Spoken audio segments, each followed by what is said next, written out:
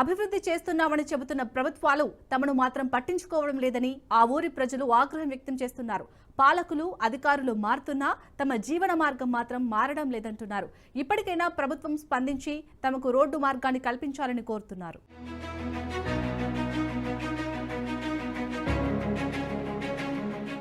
YCP party అధికారంలోకి వచ్చాక తమ గ్రామంలో మూతపడిన ప్రాథమిక పాఠశాలను 2019లో పునఃప్రారంభించారు. కానీ పిల్లలకు పాఠాలు చెప్పడానికి వచ్చే టీచర్లు రోడ్డు మార్గం లేకపోవడంతో సమయానికి రావడం లేదు. దీంతో టీచర్లను తీసుకురావడానికి ఆ గ్రామమంతా కలిసి డబ్బులు వెచ్చించి తీసుకురావాల్సిన పరిస్థితి ఏర్పడిందని అంటున్నారు. ఎన్ని వసతులు ఉన్నా రోడ్డు మార్గం లేకపోవడంతో అనేక ఇబ్బందులు పడుతున్నామని గ్రామస్తులు చెబుతున్నారు. కనీసం నిత్యావసరాలు సరుకులు తెచ్చుకోవాలన్నా కష్టంగా ఉంటుందని గ్రామస్తులు వాపోతున్నారు. టీడీపీ ప్రభుత్వం స్పందించి తమకు రోడ్డు మార్గం కల్పించాలని కోరుతున్నారు. ఓట్లు అడగడానికి అధికారులు అందరూ వస్తారు కదా, హామీలు ఇస్తారా?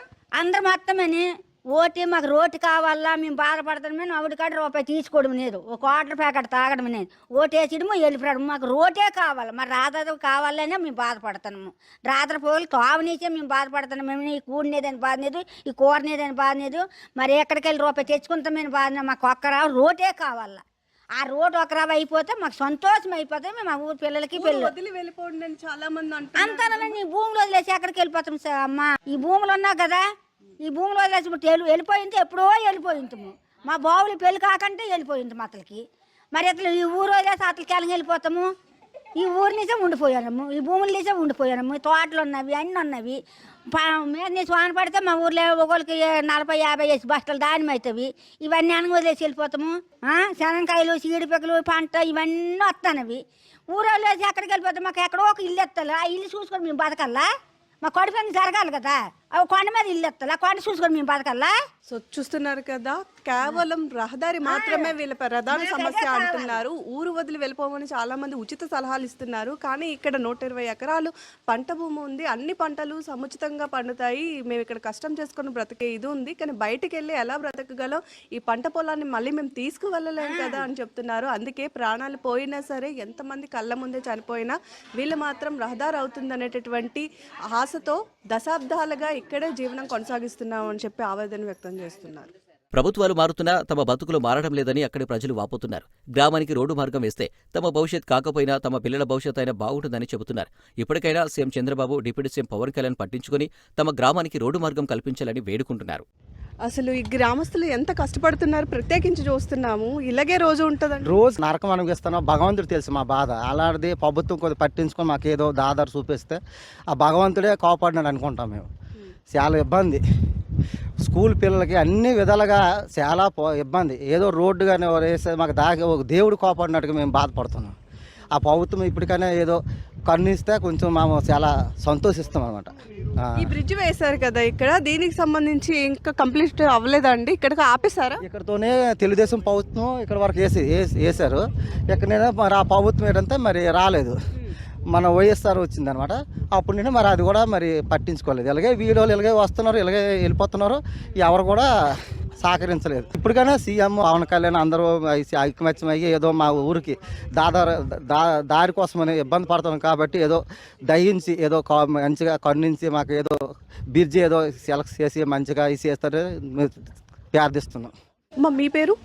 కేత ఉష అండి. ఉష గారు, మీరు పెళ్ళైన ఎన్ని ఇయర్స్ అవుతుంది?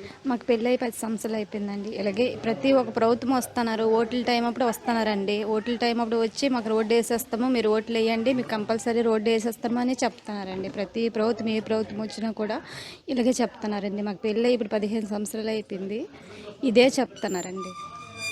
కానీ ఏ ప్రభుత్వం కూడా మాకు కరెక్ట్గా తీసుకొని రోడ్డు వేస్తామని ముందుకు రావట్లేదండి. మీకు పిల్లలు ఉన్నారమ్మా? ఇక్కడ ఉన్న పిల్లలు ఇక్కడ ఎంతవరకు ఎడ్యుకేషన్ ఉంది, ఎలా చదువుకుంటారు అసలు అందరూ? ఇద్దరు ఊర్లో మాత్రం 5వ క్లాస్ వరకు ఉందండి. ఇంకా ఉకంపేట, మంచిలపేట వెళ్ళాలి అంటే రోజు తెప్పలు పడి వెళ్ళవలసిందే బోటు మీదే. అలాంటప్పుడు ఒక్కొక్క రోజు మా పిల్లలు కూడా నైట్ అయిపోవడము, కాలుకి చేతులకి దెబ్బలు తగ్గడం కూడా జరుగుతుందండి. చాలా ఇబ్బంది పడతానండి స్కూల్కి మాత్రం పిల్లలు కూడా వెళ్ళడానికి. ఇక్కడ ఉన్న వాళ్ళందరినీ ఎలా చదివిస్తున్నారు? హాస్టల్స్లోనే వేస్తున్నారండి. చాలా మంది పిల్లలకు కూడా దూరంగా, పిల్లలకి తల్లికి తండ్రులకి దూరంగా హాస్టల్లోనే వేస్తున్నారండి. గ్రామాలు ఇలాగ బాగుపడుతున్నాయి కానీ మా గ్రామానికి మాత్రం ఎవరు ఎడ్యుకేషన్ కోసం ముందుకు రావట్లేదండి.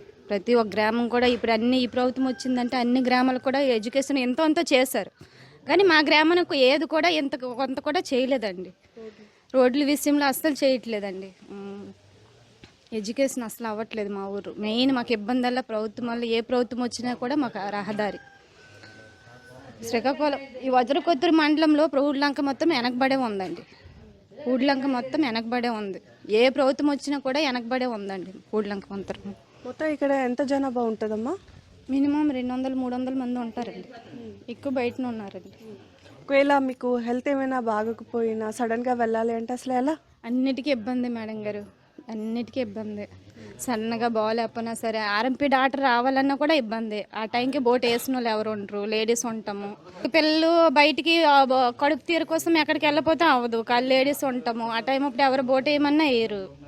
అన్నిటికీ ఇబ్బంది మేడం గారు. రహదారి మెయిన్. ఏ ప్రభుత్వం వచ్చినా కూడా మా ఊరికి రహదారి కావాలండి. అభివృద్ధి వైపు అడుగులు వేస్తున్న ఈ ప్రపంచంలో రహదారి కారణంగా ఇక్కడ ప్రజలు గ్రామానికి పరిమితమయ్యారు. చుట్టూ 5 కిలోమీటర్ల దూరంలో అంత అభివృద్ధి చెందినప్పటికీ ఇక్కడ అడుగు తీసి అడుగు వెయ్యలేకపోతున్నామని వాపోతున్నారు. ఇప్పటికైనా ప్రభుత్వం స్పందించి ఏళ్ల తరబడి పడుతున్న కష్టాల నుంచి కాపాడాలని కోరుకుంటున్నారు. తమ గ్రామానికి ఓ దారి చూపాలంటూ పాలకులను, అధికారులను వేడుకుంటున్నారు. అభివృద్ధి వైపు అడుగులు వేస్తున్న ఈ ప్రపంచంలో మేం మాత్రం రహదారి కారణంగా ఇంకా ఈ గ్రామానికి పరిమితమైపోయాము అంటున్నారు. చుట్టూ 5 కిలోమీటర్ల దూరంలో అంతా అభివృద్ధి చెందినప్పటికీ ఇక్కడి నుంచి అడుగు తీసి వెళ్ళాలి అంటే రహదారి లేక నానా అవస్థలు పడుతున్నాము అని చెప్పి ఏదైతే పూడిలంక గ్రామస్తులు ఉన్నారో వాళ్ళందరూ కూడా ఆవేదనను వ్యక్తం చేస్తున్నారు. గత 4 దశాబ్దాలుగా ఇదే బాధతో సఫర్ అవుతున్నామని, ప్రభుత్వాలు మారినా పాలన మారినా వీళ్ళ సమస్యకి పరిష్కారం మాత్రం దొరకట్లేదని, ఓట్లు అడిగినప్పుడు మాత్రం రహదారి వేస్తామని ఆశ చూపించి తర్వాత మాత్రం కనీసం పట్టించుకోవట్లేదని బాధపడుతున్నారు. అయితే పిల్లల ఫ్యూచర్ బాగుండాలి, మేము ఇలా అయిపోయాం కాబట్టి మా పిల్లలైనా బాగుపడాలి, వాళ్ళకైనా ఫ్యూచర్ ఉండాలి, వాళ్ళు బాగా చదువుకోవాలి అంటే తప్పనిసరిగా ఇక్కడ ఉండేటటువంటి గ్రామానికి రోడ్డు మార్గం కల్పించండి అంటూ వీళ్ళందరూ కూడా వాపోతున్న పరిస్థితి ఈరోజు కనిపిస్తుంది. మరి ఇప్పటికైనా సరే పాలన, ప్రభుత్వాలు ఆలోచించి ఈ గ్రామానికి రోడ్డు సదుపాయం కల్పించాలని కోరుకుందాం.